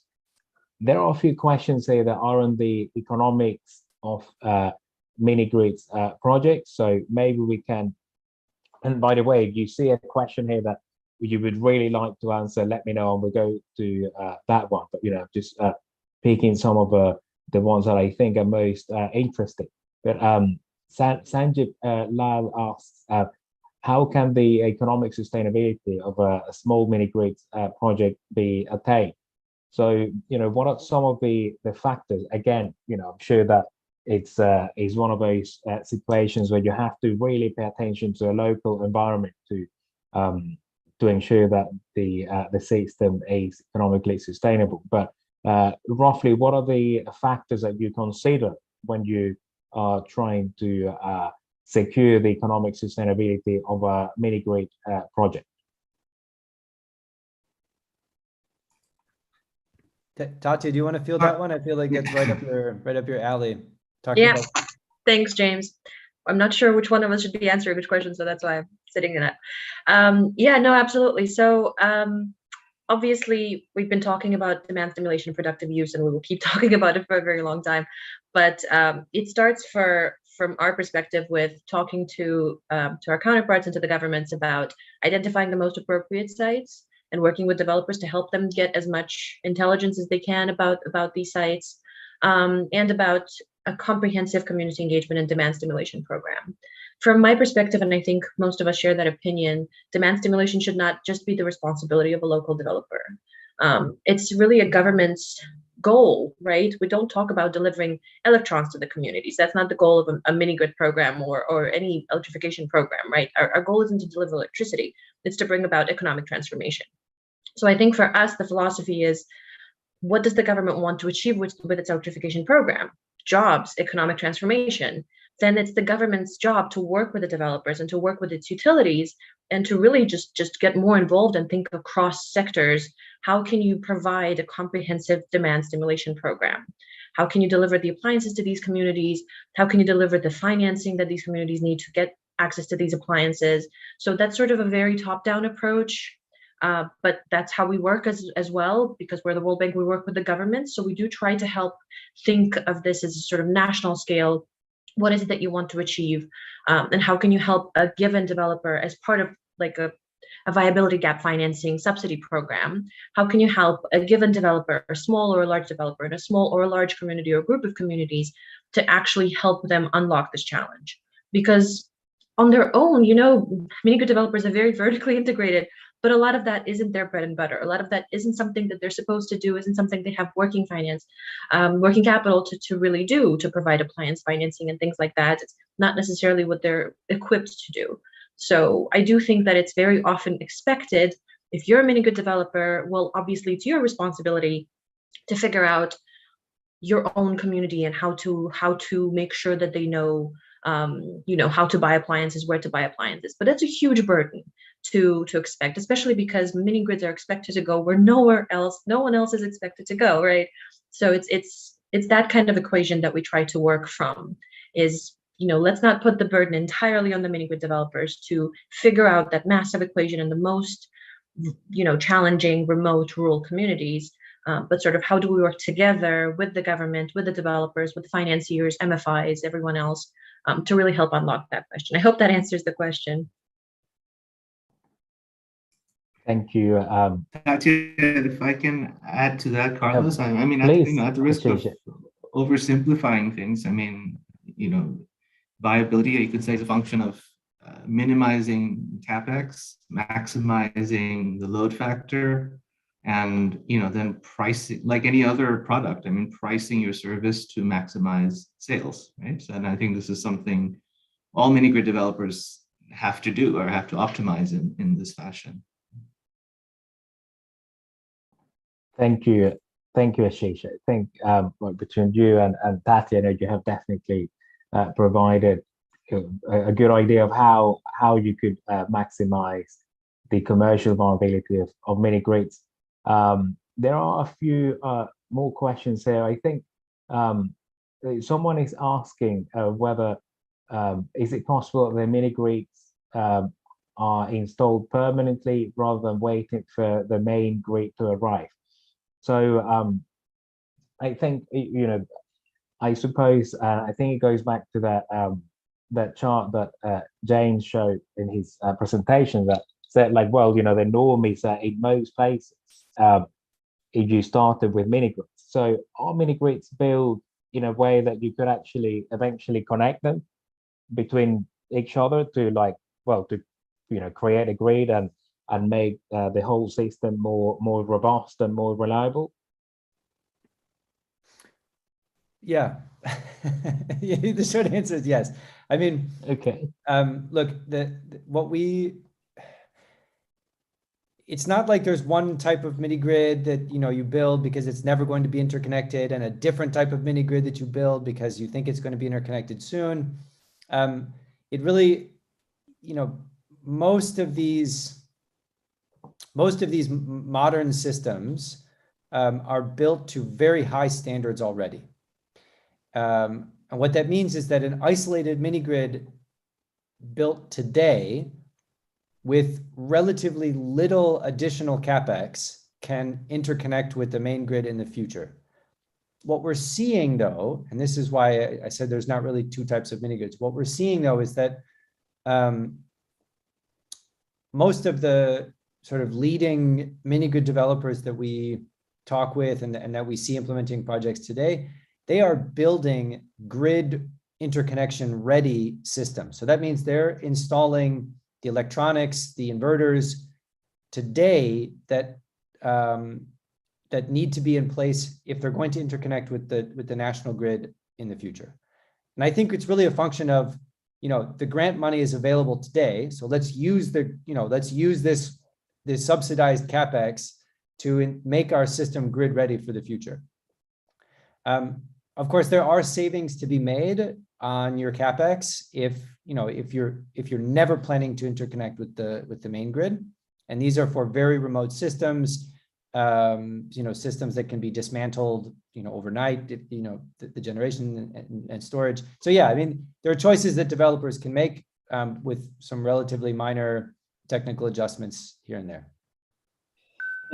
Carlos, if I may add to what James mentioned, actually, interestingly, in Pakistan, actually, we have thought about that when we sort of present the mini grid data, right? So what I did describe was that for all of our mini grid sites, we actually integrate with what is today's situation, saying, hey, look, this is a 10-kilometer far from the grid. And then there is a model, the REM model's output saying that this mini grid is not least cost electrified by a grid versus this mini grid is least cost electrified by a grid. So what we have is that we are now saying today, as James mentioned, we can build a mini grid. There is an amount of subsidy or support that they get to build a mini grid today and already electrify. And at the same time, we can then give an information saying that build it in a way that it can be interconnected in the grid in the future, because we have already done our modeling and we think that this place, will have grid come to you. So that makes it super clear for the developers, and they don't have this risk of, hey, what happens when the grid comes? We are already giving that information, saying, build it in a way because we think grid is going to come because the least cost over here is grid. But I'm giving you this site today for you to go ahead and build it. So we don't have a community wait 8 hours for the grid to come. They already have electricity by mini grid today. And at the same time, the developer will know that, all right, I'm going to run it as a in isolated grid today, and the grid will come in the future, and I will have some sort of arrangement to work with them. So my investment is not in risk, right? So this information that we can provide can really help support all these sort of transition and integration as well. Super cool, Naveen. Thank you, Naveen. And I think half of the questions we have here are about the study. So people are asking, why certain regions have not been included. They're asking also about more things that have to do with the parameters that you have taken into account. So when is the study coming out? So is it going to be accessible to the general public? Let me answer that one. So it's still work in progress, and we hope that in a couple of months from now, we'll actually have the draft report ready, and we'll do stakeholder consultations. We'll share the study with everybody, because input of the government agencies as well as users of the tool, it's important to get their feedback. And also a lot of people have asked if they can use the tool of this. It's going to be openly available. So this is basically the government as our counterpart, and we will be giving this tool, handing over the tool to the government, and then it's their property and their prerogative how they want to share, who they want to share, if they want to make it open source or not. Okay, so in short, so watch this space, but yeah, the study should be available essentially once the depending on what the tool, depending on what the government decides to do. So are there any questions on the list that you see here that you would like to answer? I think we have time to answer probably 2 or 3 more questions. If not, there is one actually that I think is one of the first questions. Bray, I don't know, you unlock your microphone. Yeah. So there was one question regarding, I think this question was very situational. So a few days ago, I saw an electric pole in a remote village in Khuzla district, and I asked village people if they have access to electricity, and they said no. So essentially, the question is how we are taking into account. And I think I just wanted to address that one aspect of the challenge with this kind of geospatial study in general is how do we account for knowing on the ground what the truth is, and especially when we do large scale study. And in Pakistan, I think our experience, both Vida and our, has been that it is massive, right? We are looking at millions of customers and trying to provide connection and access, like trying to study what the least cost solution is. So this kind of information can be lost in regards, which I think has to more do with reliability than having no access, right? So we have seen this from our experience in many places in India as well, where there is the pole. So technically, India is 100% electrified, with every village having at least some connection. But when you go down on the ground and ask if there is electricity in your house, there may not be that case. And one thing that I would like to say is what we are addressing right now is more on the access situation. So if that pole is there and utility has given us the network, so there is a line going, medium tension line, 11 kV line going there. So that's what we see on the map, right? And we see, okay, population around it is electrified, is our base assumption. And that is just stating out that a shortcoming of doing these kind of large scale analysis. But again, we're trying to address the question of who doesn't have access and the question of reliability, because I think when we talk about who has reliable access or not, could be a second important information or second important question that may not be addressed by the current study or the current scope of work that we are doing right now. Thank you, Ray. And there is a follow-up question on how the model estimates the load of the potential mini-grid. So one of the things that for the least cost study and the mini grid assessment we are looking at is, as Sadia mentioned at the very beginning, the another arm of project that is going is the Mtf survey. So there has been surveys conducted both for residential and public institutions and small enterprises as well. So that is one of the bases for understanding what the demand is. We have also looked at the distribution utilities data regarding what the consumption is. And there are reports in Pakistan, for example, the IGC report that came out very recently that was done by NTTC along with distribution companies to estimate what the potential demand is. So we have utilized these information to estimate what the demand is, but we are going to also do sensitivity analysis around if the demand assumption is varied. How does that change the overall picture as well? Just to add on that, I think again, sort of continuing to what I said during my presentation as well. When we work in different parts of Africa, there's a large number of mini grid that are active over there. Most of them solar based, and most of them in similar communities. And we generally really get access to their current demand, right? So we try to say, hey, look, what's happening in the sites in Nigeria, what is happening in Ethiopia and other places with the likes of powers in Bbox, Nuru, and so many mini grid developers. And again, in the audience, if there are any mini grid developers here, we would be super happy to know about your experiences of what have you seen as a demand in remote communities? How different is it versus what is seen in the grid, and what are the willingness to pay? I think that would be really helpful, because we have the tools and the means to integrate your feedback. And if you actually have any data that you could share about any existing mini grid sites in the country, please be in touch. That would be golden data for us, and that could really help actually bring our demand and cost estimation closer to what you see on reality. Thank you. Thank you very much. There's a question here actually that, well, I'm not sure whether it's related to the tool itself, but Saad Latif asked, would be curious to hear the selection of AC power mini grids over DC power. So I know you just mentioned that you want to answer that, Nabin. So.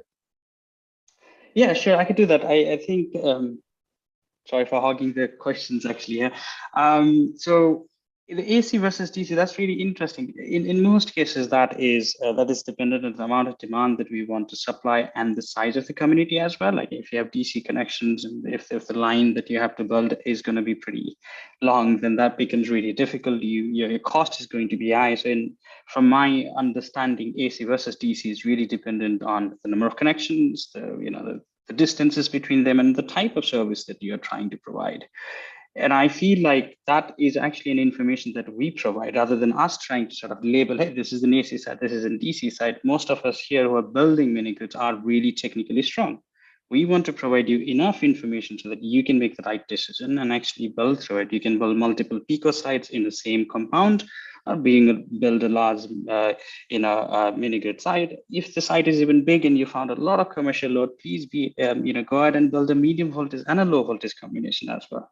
The idea being, we want to provide you enough so that you can go ahead and supercharge your engagement on the ground and build a system that is best fit for each and every site. Could I come in, Carlos?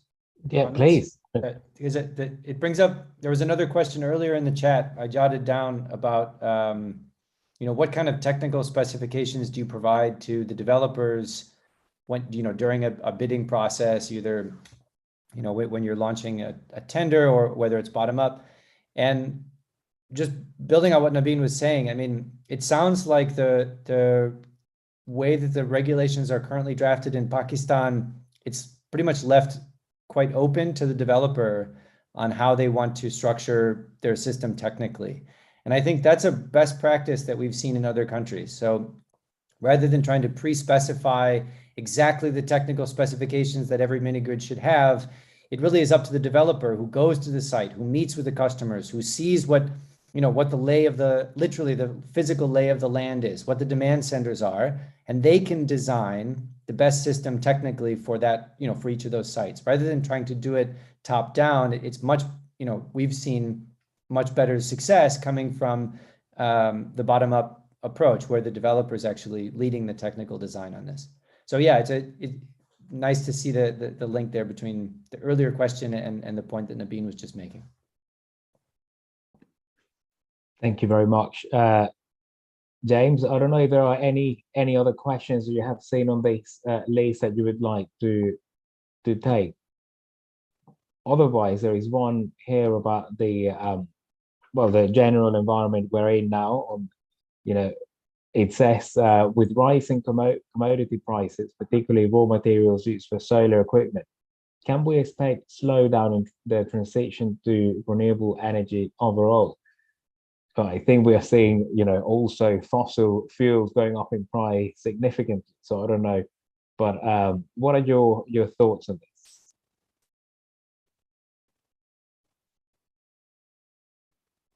Not all at the same time, please. I know it's a tough question. That's a tough one, Carlos. I think none of us have this sort of foresight. And as you mentioned, I mean, with the rising fossil fuel prices, obviously, relatively how much PV components are going to rise in relation to the actual rise in commodity prices itself. So pass on that question. Right. No, I understand. I think, that there is definitely a need to electrify. So Tati, I thought you wanted to jump in. No, thank you, Carlos. I was going to say pretty much the same as Ashish. I don't think any of us have, we can't predict the future. It's a very volatile fossil fuel market right now, obviously, as well, because of all the events that we're all aware of.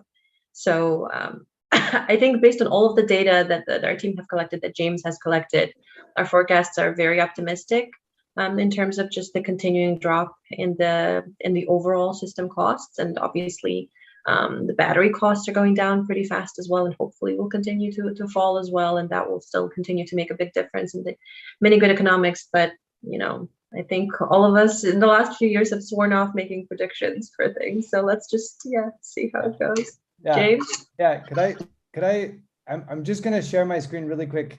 I feel like Please. This is we might all be familiar with this image. Let me see if I can pull it up. I think I know it's coming, James. Yes. I don't know if people are familiar with this image, but whenever somebody says, wow, we're seeing a slowdown in renewables, this seems like, the global climate is not, not conducive to the type of ramp up of renewables that we've seen. I always think back to this image. So the black line is what actually has been, is the actual growth in terms of gigawatts of solar PV. And the colored lines coming off of that are what the International Energy Agency predicts will be the growth of renewables. So you can see that like at every prediction, it's been a complete misalignment between where the IEA is thought that the renewable penetration would go and where actual renewable penetration would go. And this isn't to pick on the IEA. I mean, I'm sure, there are many other organizations that had similar predictions. It's just to make the point that like, there's so much momentum in so many different parts of the economy, global economy, that are moving in the direction of renewables, that it's hard to say, that there's going to be a significant slowdown between now and 2030. That's all. Yeah, I would venture as well. I know that, I'm just a moderator, but I would argue that yes, particularly if you're mostly importing these fossil fuels, it makes sense to invest in renewables that that way you're not exposed to volatility over the 20 years of the lifetime of the asset. But I'll leave it at that. Not to go into more detail. I think we have pretty much, like with all good things, reached the end of this webinar. We have a couple of minutes left. I'd like to thank all of the panelists for joining us today, and all the people who were with us, throughout these webinars. So, if you have any announcements to make, Sadia, I don't know if you any last words, or any of you, please let me know, and I'll give you the floor for this last minute. Thank you, Carlos. Just one question that a lot of people have asked is why haven't we included Gilgit-Baltistan and AJK as part of these cost electrification studies? So one was we didn't get the GIS network data from, and I'm not sure if they've actually digitized the 11 kV network, but the other important bit was that the electrification rate in these two regions is actually more than 90%. So for these areas, grid extension or grid densification or upgradation, sorry, of the distribution infrastructure would be the least cost option. So that's why we had excluded that from the study. And also World Bank policy say that we, because of whatever disputed areas, we cannot include that in the report. Somebody asked that why are we having consultations after the study and not while we're developing this tool and the work that's going on. So we wanted to have a tool, we wanted to have a report and the methodology that we could share with everybody before we invited everybody for stakeholder consultations. So in a month from now, as Raja said, we will have results from KPK as well. We will invite the different stakeholders to give their input on the methodology that we use, the tool as well. Because at the end of the day, the bank will be using it as well, but we'll have government and the private sector, many good developers will be using the tool for investments in energy access space. So yeah, watch out for emails from us. Brilliant. Thank you very much, Sadia, and well, thank you all of you. If you are happy, then we'll close the session now.